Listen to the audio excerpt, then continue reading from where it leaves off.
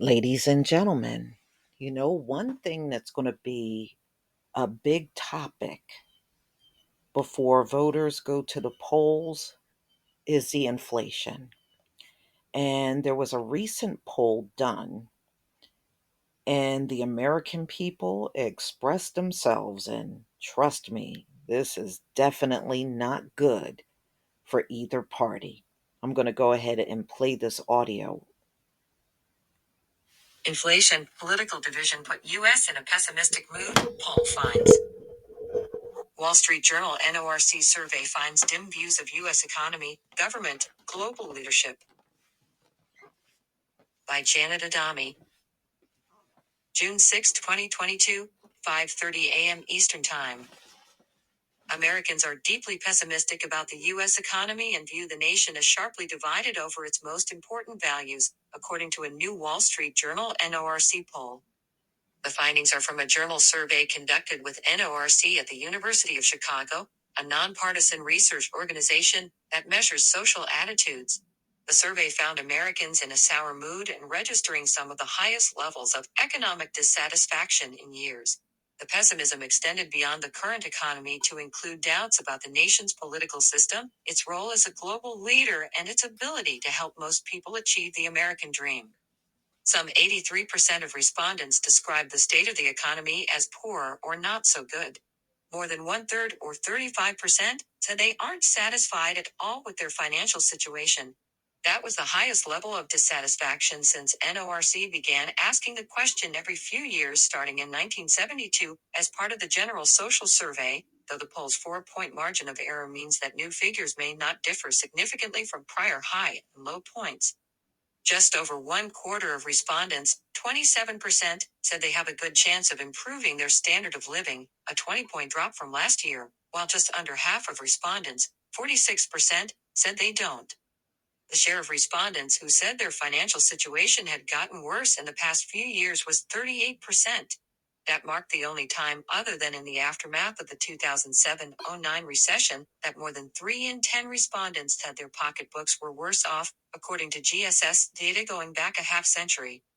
The survey results show that high inflation in particular is driving the dim economic outlook, said Jennifer Benz, Vice President of Public Affairs and Media Research at NORC. Inflation is running at close to its fastest pace in 4 decades, at an 8.3% annual rate in April, one of several factors weighing on consumers. Households are digging into savings to support their spending, the Commerce Department has said, and the S&P 500 nearly closed in bear territory recently. The labor market has been an economic bright spot, with the unemployment rate close to a half-century low, at 3.6% in May. In the survey, about two-thirds of respondents said it would be somewhat or very easy to find a new job with about the same income and benefits. That was one of the highest levels on record since GSS began asking the question in 1977. Still, results suggest that Democrats, who control the White House and Congress, face a dispirited electorate heading into November's elections.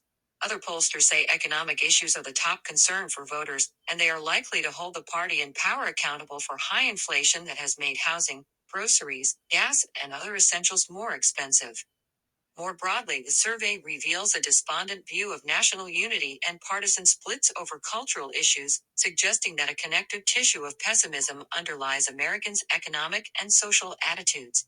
Some 86% of respondents said Americans are greatly divided when it comes to the most important values, and over half said they expect those divisions to worsen 5 years from now, up from just a third of respondents who were asked the question last year. In the prior years that we've asked this question, there's at least been some hope, a little bit more hope, that things might get better, Ms. Benz said. That's a key difference underlying all of this right now. About 6 in 10 respondents said they were pessimistic about the ability for most people to achieve the American dream. Julie Olson Edwards, an 83-year-old SoCal, California, retired community college teacher, said what disappoints her is that the country isn't living up to its ideals of opportunity and justice. She described herself as a liberal and said she mostly votes Democratic. The promise was this was a place where what you were born into did not determine who you could be. But I think we failed deeply at that, Ms. Edwards said. I find myself choking up saying it. Robert Benda, a 69-year-old retired telecommunications worker who lives in Bertha, Colorado, said that he considers freedom the most important value in America and thinks Democrats who control Washington are trying to take that away from people. He said that gas has gotten so expensive, he can hardly afford to drive the motorhome in which he lives to visit family in Texas. I'm angry, said Mr. Benda, a former Democrat who now considers himself very conservative. Our government is doing what's right for their special interest groups, and everybody else be damned. In the past, a national crisis, such as the September 11, 2001, terrorist attacks, served as a rallying point for patriotism and unity, said Trevor Thompson, NORC's Senior Vice President of Public Affairs and Media Research. It's been the absolute opposite case with this crisis with COVID, he said. The journal NORC polls showed that about a third of respondents were optimistic that people of different races or religions could come together and solve the country's problems. Just 13% of respondents said they were optimistic that was true for Americans who hold different political views. The survey found divisions between the two parties on a range of cultural issues. While about two-thirds of poll respondents said transgender people should be accepted by society, nearly 90% of Democrats agreed with that statement, compared with 38% of Republicans. Just over half of Republicans said their local public schools focus too much on racism, while 59% of Democrats said that schools focus too little on it.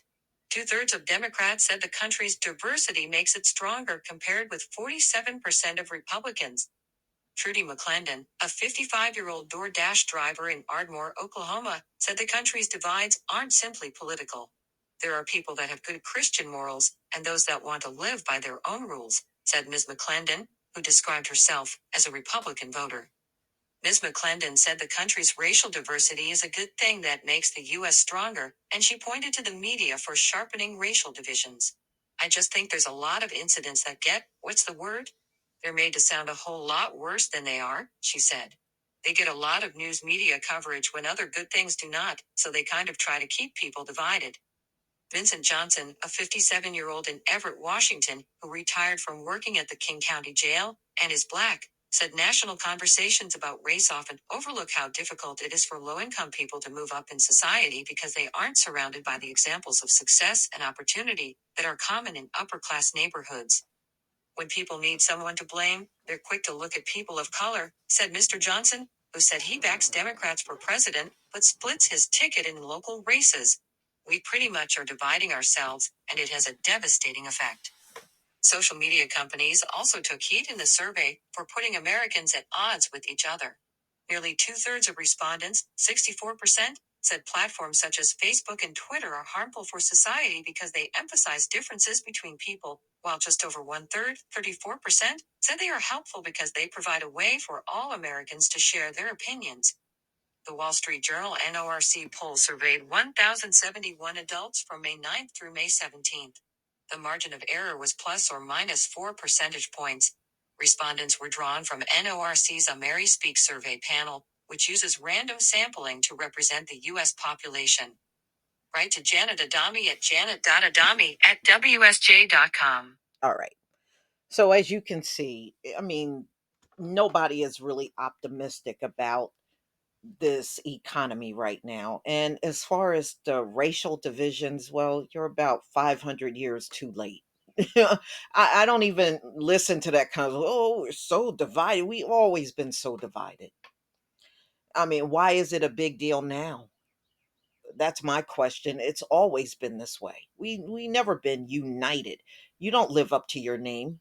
You say the name, but you don't live up to it. United States? No, we're not united. We never been united. And it's not something America is trying to achieve. You like all these divisions and everything. At this point, there's no other way to say it. Y'all like it this way. That's why it's been this way for 500 straight years, because this is what you prefer. And as for the inflation, as you can see, it is kicking people's behinds. And yes, I think it is going to make a huge impact when the midterms come. And the Democratic Party knows it, and they are scared. They're scared because they nothing is being done. And Joe Biden already said everything's going to go up higher.